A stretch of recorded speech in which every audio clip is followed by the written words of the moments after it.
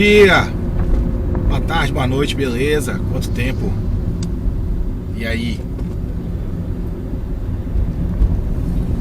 Mais um vídeo pro canal. A produção tá meio baixa, mas eu achei que tem assunto bastante para poder compartilhar aqui. Vamos lá. Você chegou por aqui, este é um canal preguiçoso que eu mantenho. Meu nome é Hugo Cristo, eu sou professor do curso de design da UFES, Universidade Federal do Espírito Santo. Nos vídeos por aqui, geralmente abordam questões ligadas a design, computação, psicologia, isso meio no contexto da educação. Tem bastante coisa sobre os avanços recentes e contínuos da IA também, os impactos disso na sala de aula. Às vezes eu comento das coisas que estou pesquisando, às vezes das coisas que eu estou fazendo, mas de maneira geral esse canal aqui é sobre essa confusão aí. Eu tenho produzido menos, talvez agora estamos na velocidade de um vídeo por mês, quem sabe. Mas é isso, vamos produzir quando dá graça, quando tem interesse, quando eu tenho o que falar. Nesse vídeo aqui eu vou falar sobre duas coisas que estão acontecendo. A primeira, que acho que é a mais relevante, e a segunda é mais curiosidade do que eu tenho estudado. Por conta do projeto que eu tenho de extensão que se chama TEIA, Tecnologias Educacionais e Inteligência Artificial, eu tenho começado a me aproximar de escolas das redes municipal e estadual, ou seja, educação infantil, ensino fundamental, né? E depois ensino médio, para ver como que a gente pode colaborar, né, como universidade, com os professores que estão na ponta ali. Mas não é isso que eu vou falar sobre esse vídeo não, como o título já meio que deu uma dica aí, né, na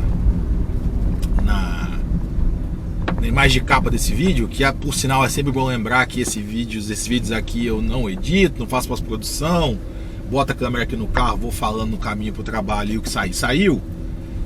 Não é clickbait. Uma coisa que a gente, talvez no ensino superior, meio que perde de vista, porque nós não estamos no momento da formação dos meninos, dos nossos futuros alunos, né? A gente pega eles prontos, teoricamente, quando eles ingressam na universidade por conta da nota do Enem, ou seja, SISU, né? Para as universidades que adotam isso. Nós temos um dilema inacreditável, assim, quando a gente chega na escola da educação básica, que é o seguinte: a gente experimenta os efeitos indiretos, ou às vezes diretos, né? Mas quase sempre a gente não percebe eles explicitamente, mas eles estão ali, de uma coisa chamada aprovação automática.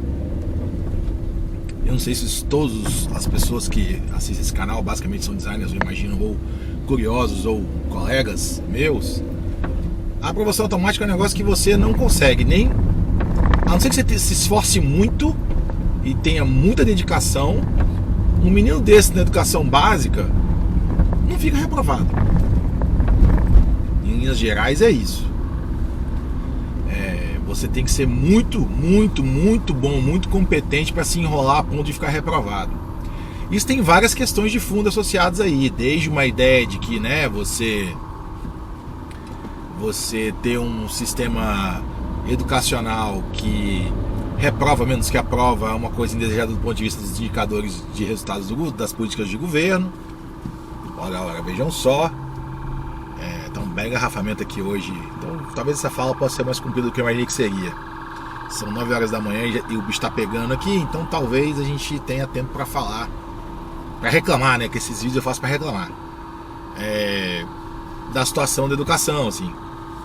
Então, o que acontece? O menino desse, ele vai lá e ele leva a bomba.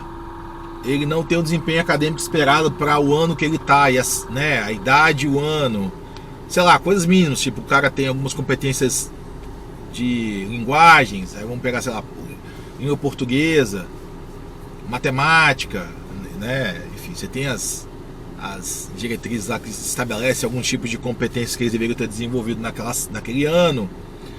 E o cara não tem. Então, assim, tem infinitas, das conversas que eu tenho tido com os professores, né, infinitas oportunidades dos caras poderem serem salvos, assim, tipo uma reprova, uma repescagem, uma outra coisa, não sei o quê, porque tem todo um sistema de incentivos para que os números sejam positivos. Isso enfim, né, a gente transformou a educação em mais instância desse sistema maluco que a sociedade se estruturou, de que não há fracasso, né? Que fracasso é inaceitável, todo mundo tem que, e aí abram aspas para a palavra que eu odeio, performar, né? E esse performar significa você ter um desempenho acadêmico maravilhoso, sem esforço nenhum, instantaneamente. Então os estados defendem, tem índices maravilhosos, você tem a história de que todo mundo quer ser Sobral, mas talvez as pessoas não percebem o trabalho que deu para Sobral chegar onde chegou, e aí que a gente quer fazer o que Sobral fez em 30 anos, sei lá, em 5, não sei, tô chutando. Não são 30 lá, talvez menos, talvez mais. Mas a gente quer em 5, a gente quer durante um governo, né, atingir esses índices. E aí a gente vê um número e um estado dizendo, por exemplo, que tem o melhor IDEP do país, sei lá, né, que é esse indicador aí, desenvolvendo educação básica ali. E as pessoas falam, o número tá ali, então o estado tá bem. Mas o que é esse número, né? Esse número, ele é um proxy, né? Ele é uma medida indireta aí para você olhar para o que estaria acontecendo nas salas de aula, o que estaria sendo entregue em termos de qualidade para a educação dos meninos. E cara, é muito louco, porque você tem, né, nessas andanças que eu estou fazendo nas escolas, relatos de gente no 9º ano que não está alfabetizado. Eu não vou fazer aqui uma comparação injusta, né, de pegar, por exemplo, um menino da escola pública que está no 9º ano alfabetizado e comparar com o que o menino estaria fazendo se ele estivesse na escola particular. Porque tem tantas camadas de problemas numa comparação dessa, mas a gente poderia pelo menos colocar em perspectiva que daqui 3 anos esse menino estaria acessando o ensino superior. E esse fenômeno do menino do 9º ano não estar alfabetizado, ou só, né, ele não conseguiu, não dar conta das 4 operações básicas da matemática, isso não é culpa do professor, não é culpa da escola, não é culpa dos pais, não é culpa dos meninos em hipótese nenhuma, mas esse sistema ele está aí colocado. A gente sabe disso, a gente lê sobre isso, saem relatórios, né, tem uma série de pesquisadores alertando para isso, mas você ir lá na escola e ver isso é um pouco diferente. E eu tenho feito isso, né? Eu tenho ou ir nas escolas, ou conversando com colegas que são professores na ponta e escutando isso. E obviamente você sente um pouco dessa temperatura quando você vai lá e você dá aula para os ingressantes, como eu dou, né?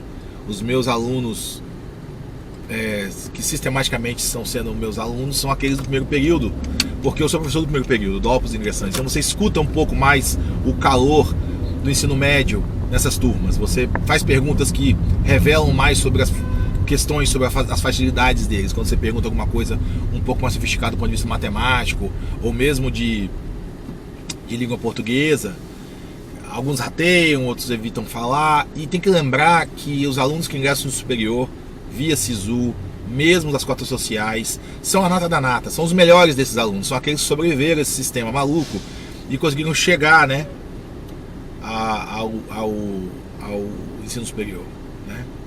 Então assim, deixa eu aumentar minha bateria, tá indo, tem um tempo que eu não gravo, então a bateria tá estranha, então dia nublado também, então pelo menos não tá um sol na minha cara aqui.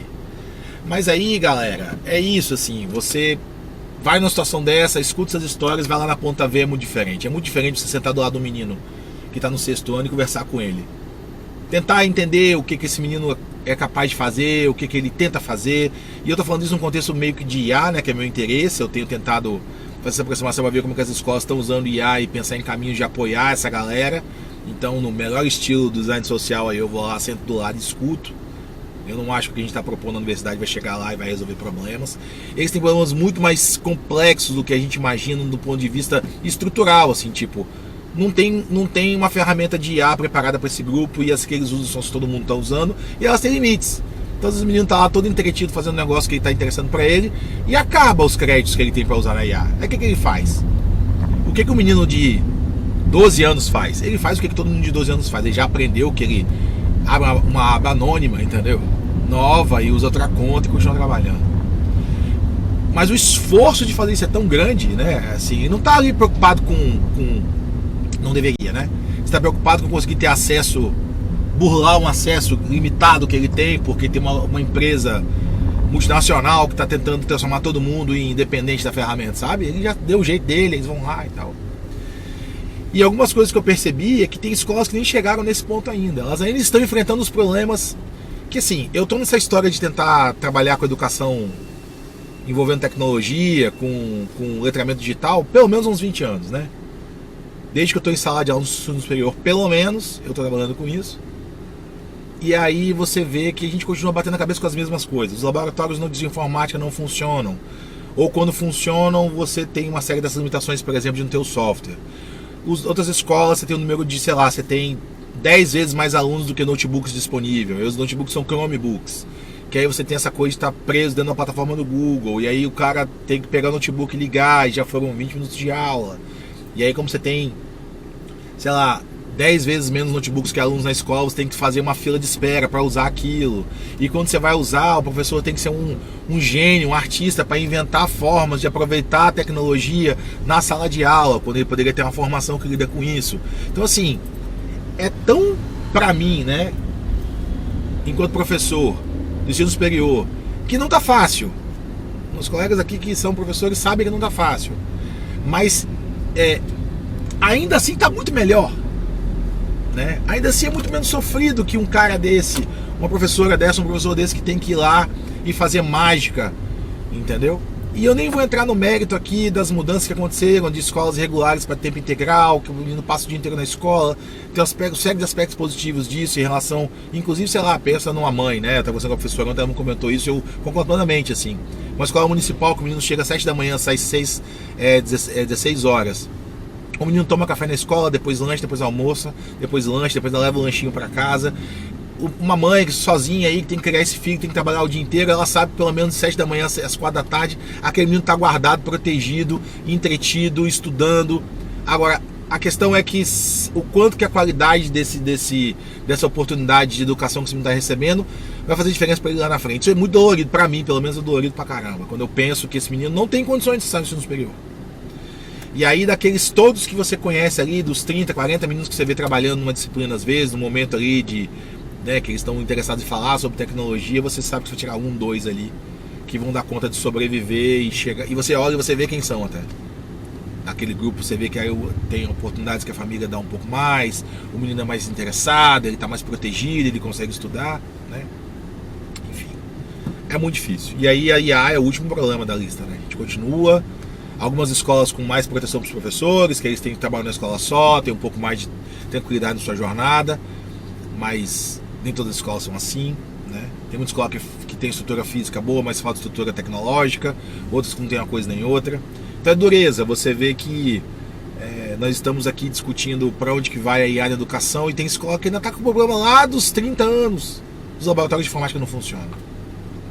Eu vi isso quando eu comecei a trabalhar com no ensino superior, porque eu fiz muito projeto de extensão em escola, quando eu estava nas particulares ainda, chegamos a trabalhar com escolas lá na Serra, que é um município aqui do lado de Vitória, que tem um IDH mais baixo, aquela história toda, e aí você ia na escola, a escola era super difícil, a gente trabalhou com brinquedos educacionais, fazendo brinquedo com material reciclável, né, nessas escolas, e foi muito interessante, mas era um choque, lá em 2004.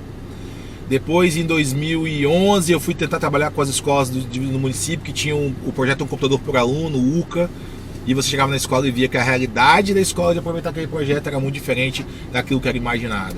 E aí eu volto agora nessas escolas, quer dizer, em 2012 eu fiz oficinas também de Scratch em escolas daqui, de outros municípios, e aí a gente teve contato bem ou mal com as escolas família de 14 a 17 mais ou menos, quando a gente estava no interior trabalhando com agricultura familiar. Então assim, as escolas estão sempre no horizonte ali, eu nunca me afastei muito das escolas que estão na ponta. E eu não acho que melhorou, assim, a minha impressão é que tá pior. Isso é muito doido, porque a gente já passou por essa fase de discutir a importância da educação básica, e aí você vê um relatório desse que sai que os estudantes brasileiros da educação básica não dão conta de resolver as 4 operações matemáticas e não tem fluência, assim, não poderiam ser considerados como alfabetizados no senso, na expectativa, né, do estrito senso que a gente tem do que seria um menino com esse letramento em dia. Cara, isso é desesperador, porque o país não tem condições de andar mais 20 anos faltando esse tipo com esses níveis de desenvolvimento desses meninos, assim.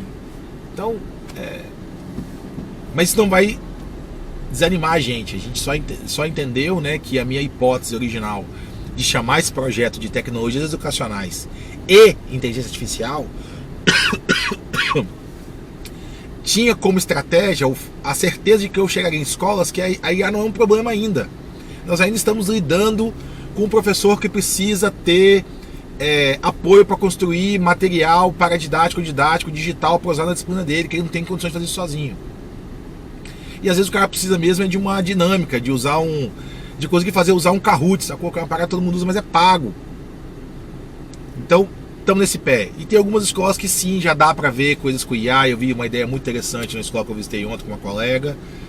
E que ainda assim, a coisa funcionando, você vê que tem oportunidades de ajudar, pensar coisas, de ajudar a desenvolver materiais, ou dinâmicas, ou processos, ou estratégias, sei lá, que ajude esses meninos a terem a oportunidade de usar melhor esses momentos que eles estão tendo. Porque a mesma coisa que era lá em 2004, depois em 2011, 12, depois em 14, 17 e agora. A disponibilidade não basta e a gente continua falando de disponibilidade. Isso é um problema. Vamos ver se nos próximos capítulos onde que vai dar essa história. Dá uma balançada, eu fiquei bem deprê, assim. Cheguei em casa muito deprimido. Quer dizer, eu voltei pra UFES, né, depois da visita, bem deprimido. E eu já saí um pouco cabisbaixo da outra visita que eu tinha feito. Porque você saber escutar uma coisa, a história como tá, e você lá ver a outra. E eu acho que a UFES está muito distante disso. Não distante no sentido concreto, porque você tem os estágios, né, das licenciaturas nas escolas. Mas os relatos dos professores que coordenam os estágios também não são moleza. As histórias que você ouve das escolas sobre a dificuldade que eles têm de receber os estagiários, porque não tem estrutura, não tem espaço, também não é moleza. Você tem essa coisa do pé de meia rolando no governo federal agora para incentivar as licenciaturas. Mas, cara, você dá uma grana pro cara da licenciatura, ajuda, é importante. Mas a condição que ele enfrenta ao chegar na escola, ela é desesperadora. Não tem bolsa que incentive isso. Então, assim, essa diminuição do interesse dos meninos de serem professores, meninos e meninas, não é por acaso, é porque eles vieram de lá, muitas vezes sabem como é que é. E o menino que vem da escola particular, mesmo uma particular que não seja de ponta, ele tem uma experiência de sala de aula muito diferente daquela que vai encontrar quando for por licenciatura. Então é doideira. Não é fácil, tem que bater palma para quem tenta fazer isso. Encontrei professores muito preparados, muito dedicados, que estão tentando reinventar a roda todo santo dia. Calma, camarada, que isso, jovem. Pessoas nervosas. E aí você tem um cara que tá lutando ali. E muitas vezes ele acha que ele não vai dar conta porque é demais. E é demais mesmo. Enfim. Cenas dos próximos capítulos, eu vou tentar aí continuar contando um pouco isso. E quando a gente tiver coisas concretas para poder mostrar, eu vou jogar links aqui. Mas a gente daqui a pouco vai botar mais uns meses aí, a gente bota o portal no ar do Projeto Teia. Vamos socializar os materiais, os relatos, as experiências. Mas, caraca, assim, ainda bem que eu fiz isso, porque eu tava achando que a gente tava entendendo errado, eu tava acontecendo na ponta. A gente não só tá entendendo certo, como precisa de bem mais ajuda do que eu imaginei. Então, é isso. Segundo assunto agora, eu estou lendo um cara, tem um tempo já, é muito difícil de ler o texto dele, porque na verdade todo mundo que lê o cara dele fala que você tem que ler os 2 livros que vieram antes. E eu não comprei os livros que vieram antes, assim. Eu até tenho, né, assim, a leitura dos artigos que deram origem aos livros, mas putz, o negócio é casca grossa demais, mas é maravilhoso de ler. É um cara que chama Robert Rosen. Eu não sei se eu já comentei no canal aqui, mas vou colocar aqui um link pro site do acervo do trabalho dele que existe. Que ele é um cara que ele foi aluno do Nicholas Warshevsky, que é basicamente o sujeito que inventou a psicologia matemática como a gente conhece hoje. Ele era um cara da física, da biofísica que a gente chama, mas bem matemático, ucraniano, famoso por ser teimoso. E ele é um cara meio contemporâneo dos grandes, tipo do Norbert Wiener, do McCulloch e Pitts, né? Inclusive o Pitts desenvolveu a história do neurônio artificial sob supervisão do Nicholas Warshevsky, né? E você vai ter aí o Robert Rosen como um desses alunos que propôs uma coisa que eu acho absolutamente maravilhosa, que é a biologia relacional. E ela é mais uma dessas coisas que eu descobri que quase ninguém usa no Brasil. Eu fico meio chocado, porque você procura nas referências no Google Acadêmico, por exemplo, se tem gente do país utilizando, você não vê citação de quase nada. Quando você vê uma coisa meio de um jeito meio metafórico, né? A teoria do cara.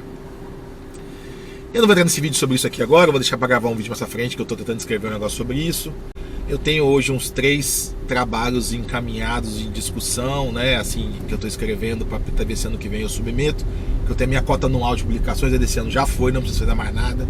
Então é pro ano que vem. Que tenta discutir um pouco essas coisas, os trabalhos do Robert Rosen, especialmente uma ideia que ele defende, que é a relação de modelagem. Ele é um cara meio epistemólogo, assim, sabe? Então ele está interessado nessa coisa da modelagem que é muito importante para mim, né? Essa dimensão da modelagem mesmo, de como que você utiliza modelos para poder representar questões de interesse no mundo, e o modelo tem essa coisa de você poder validar essas relações, mas de uma maneira simplificada, e depois você tem que investigar o quanto que o modelo consegue de fato capturar aspectos da realidade. Ele faz isso de um jeito muito interessante, porque ele usa uma das minhas principais curiosidades da matemática, mas ela é assim, talvez os matemáticos dizem que é mais complicado, então eu fui logo gostando do negócio que tem um nível de abstração espetacular, mas os matemáticos dizem que não é moleza de entrar nisso. Eu estou estudando devagar com o tempo, que chama teoria das categorias. Eles dizem que é a matemática das matemáticas, né? Porque você consegue meio que construir repensar a matemática toda, todas as áreas da matemática, debaixo desse guarda-chuva aí, de uma maneira muito interessante. E eu gosto bastante de como a teoria das categorias é visual também, então tem um pouco isso. Eu vou, dentro do possível, aos pouquinhos, socializar algumas coisas sobre isso aqui. Mas o que o Rosen faz? Ele usa a teoria das categorias para poder formalizar a relação entre o alvo, né, da modelagem e a realidade. Então é um negócio maravilhoso, porque como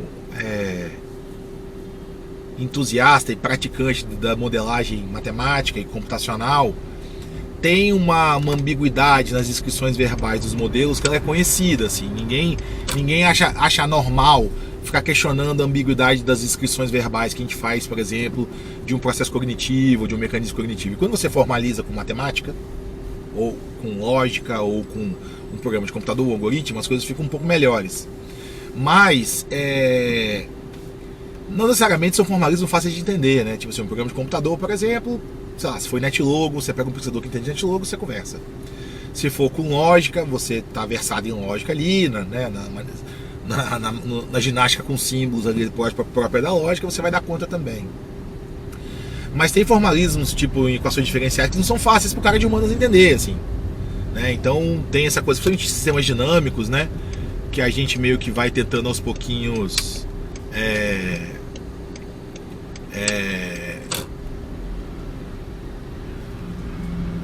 analisar sistemas que tem essas trajetórias ao longo do tempo. Não é moleza de você pegar uma pessoa que nunca estudou isso e explicar para ela como é que é.